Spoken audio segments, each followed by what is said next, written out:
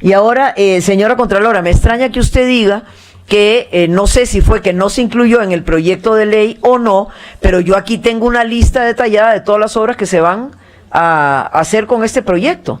Entonces, yo no sé si fue que esto se publicó en un decreto de emergencia y no se incluyó en el proyecto, o que usted me diga, no sé, qué pasó.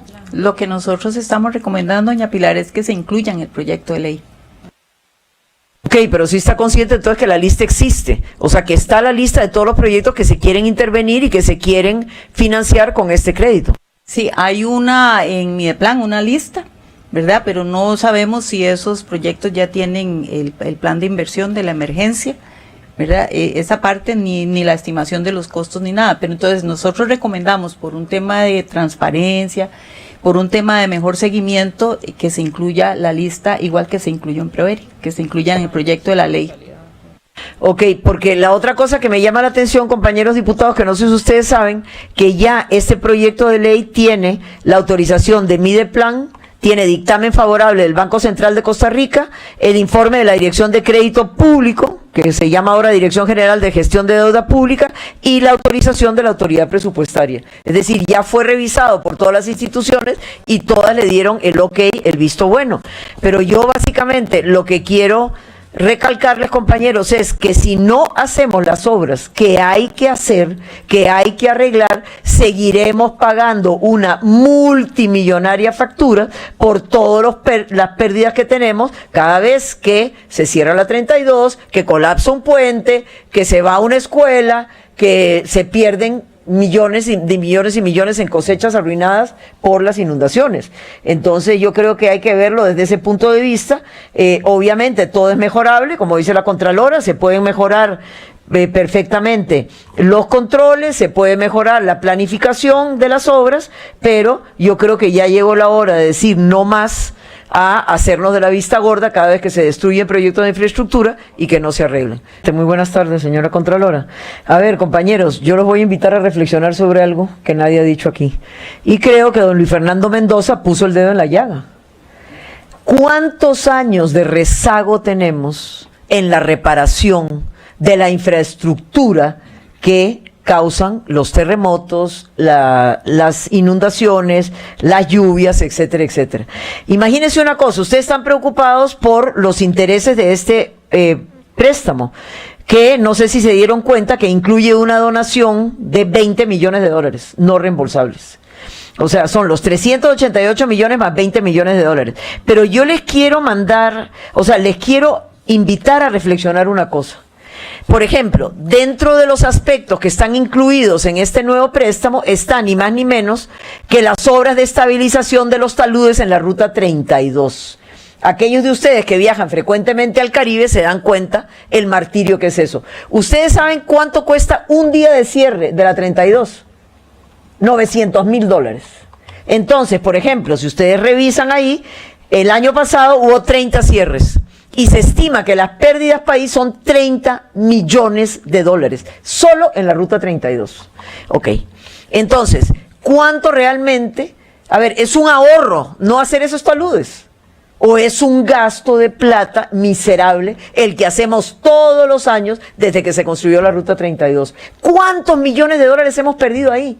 Pero millones de millones, por la afectación que tiene el turismo, el transporte de mercaderías, etcétera. Eso está bien calculado, $900,000 por día. Ok, otra de las obras que se podrían hacer con esto es las cuencas, el trabajo en las cuencas del río Colorado.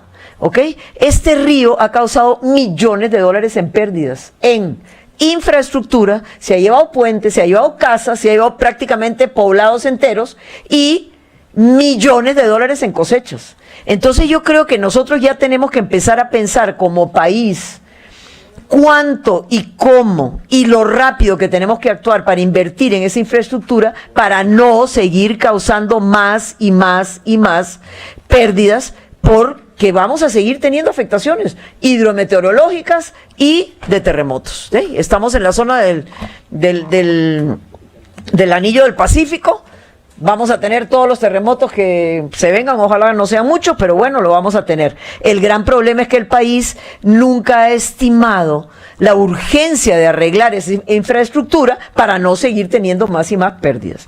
A ver, mientras algunos otros compañeros estaban participando, le pedí a don Alejandro Picado que me diera algunos datos, compañeros, que creo que son muy importantes para ustedes. Del 2005 al 2022, este país ha perdido 3 billones de colones en daño a infraestructura. 3 billones de colones, eso es lo que hemos perdido.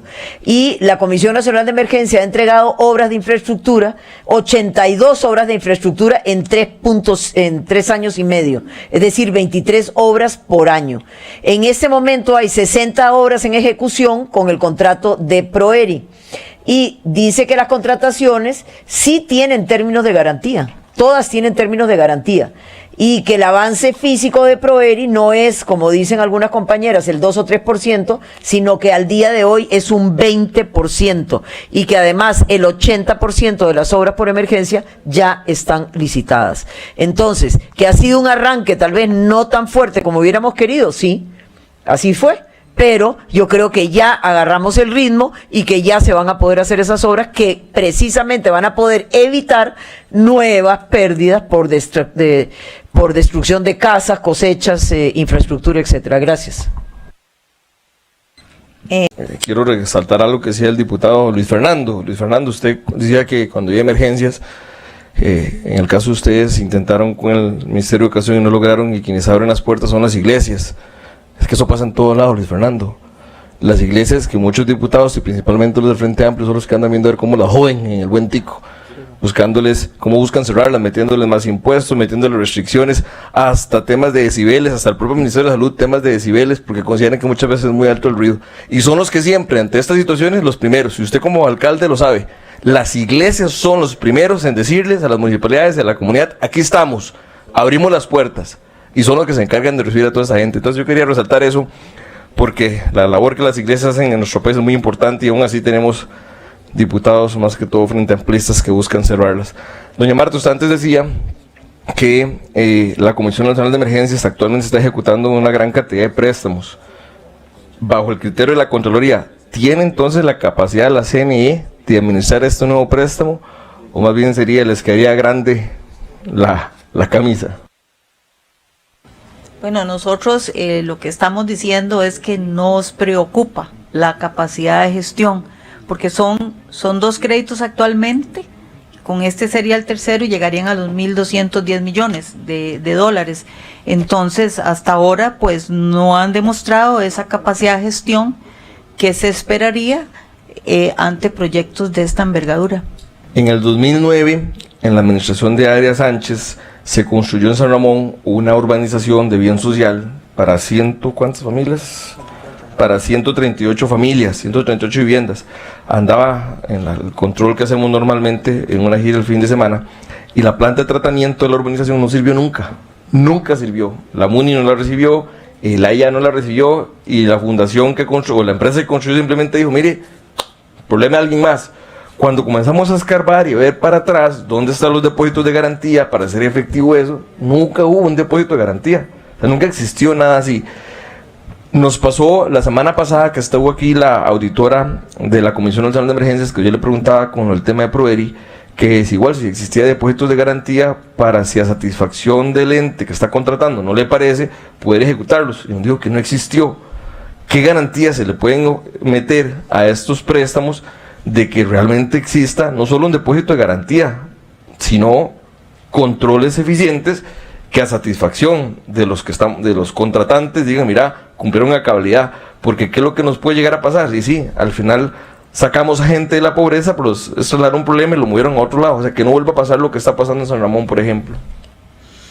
Claro, pero en materia de contratación siempre se solicitan las garantías de cumplimiento. Entonces me pregunto por qué no hicieron ese control. Debió haber existido. Bueno, y la semana pasada, puntualmente San Ramón no existió, pero con esto de UNOPS, que la semana pasada estuvo aquí la auditora de la comisión, nos dijo que no, que tampoco con ellos existe nada. O sea, que ellos el día de mañana dicen, cumplí, mire, pero es que no No hay nada, ustedes no pueden reclamar nada, no hay un fondo en que ustedes puedan agarrar y decir, bueno, a nuestra satisfacción no cumplieron, entonces cobramos. No existe. Entonces, ¿qué garantías hay? Porque es que, vamos a ver, que el tico entienda, no estamos hablando de cualquier menudo de plata. O sea, vamos a meter al país otra vez en más deuda. Y para uno que maneja estos números, o sea, números macros, es cuando uno ve estos montos, uno ve que es bastante. Sí. Lo que el costarricense no está, posiblemente en muchas ocasiones, ejemplificando es que este préstamo va a caer sobre sus hombros, y sobre sus hijos, y sobre sus nietos, porque ya están endeudados sin haber nacido siquiera. Entonces, ¿cómo decirle? Sí, los vamos a endeudar más, don Eli, pero hay garantías, doña Vanessa, de que todo se va a ejecutar bien, todo va a salir bien y va a salir a cabalidad. Eso es creo que es el meollo del asunto que siempre nos ha pasado a nosotros en Costa Rica. Sí, algo que estamos diciendo, ¿verdad? Lo manifesté en la presentación, es que se pague contra entregable, contra avance de obra, contra documentos entregables si es una consultoría. Eso no sucedió con UNOPS. Esa sería una recomendación entonces, que contra entregables sí, se hagan los pagos. Eso está ahí en la presentación. Y eso nosotros lo podemos corregir si fuera el caso en el tema del préstamo. La pregunta. Sí, yo diría que sí, porque si eso es parte del proyecto de ley. Contrato no, pero podemos agregar en Exacto. la ley.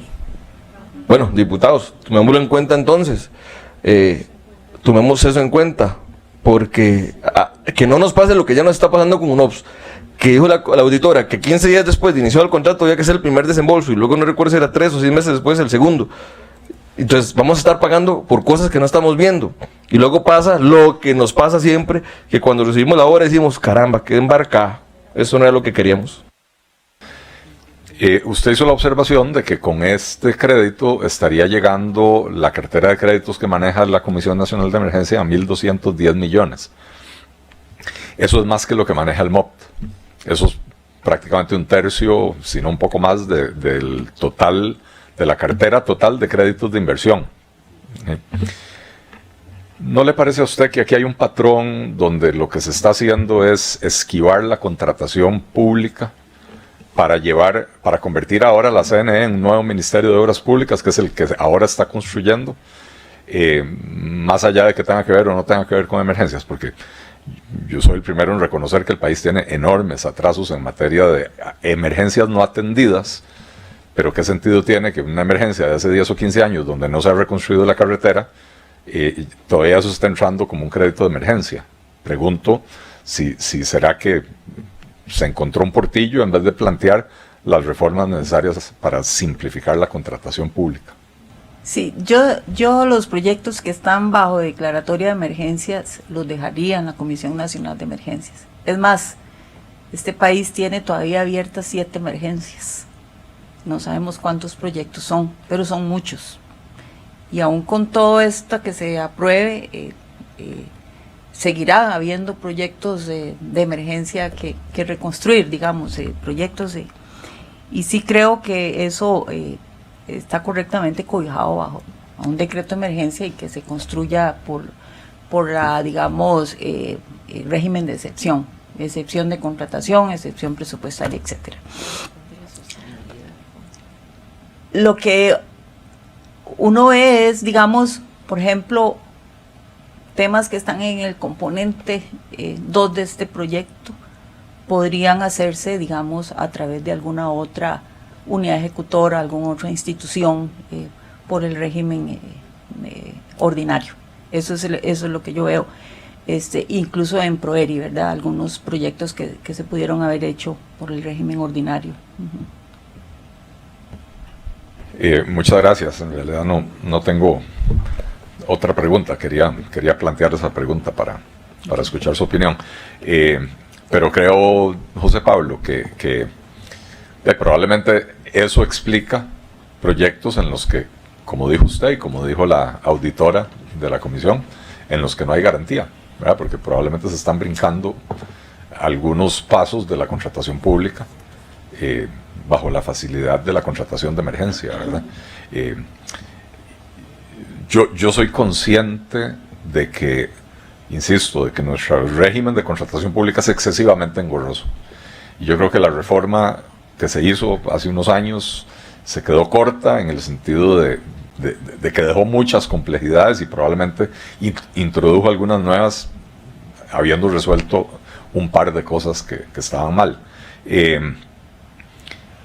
Y creo que la solución es corregir la ley de contratación pública para poder tener procesos de contratación más ágiles, en vez de tener que estar buscando siempre la excepción, porque es cierto, en este país no se construye ahora en buenas medidas porque esos trámites son excesivamente engorrosos.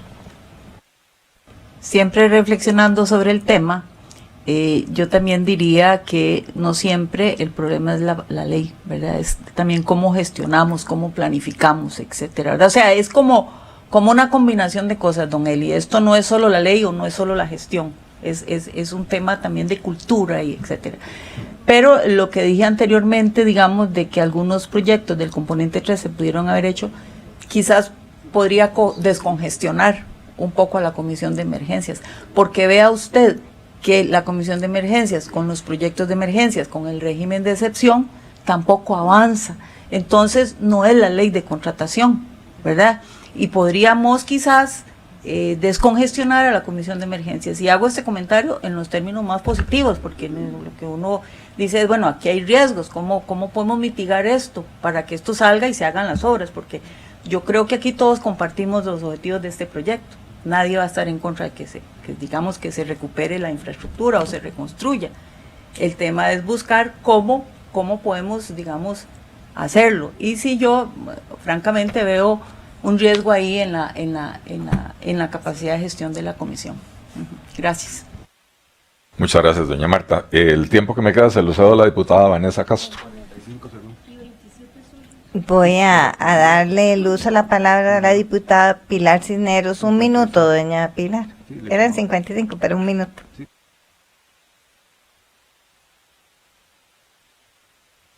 A ver, mientras algunos otros compañeros estaban participando, le pedí a don Alejandro Picado que me diera algunos datos. Señora Presidente, buenas tardes, señores de la Contraloría. Antes de hacer mi intervención,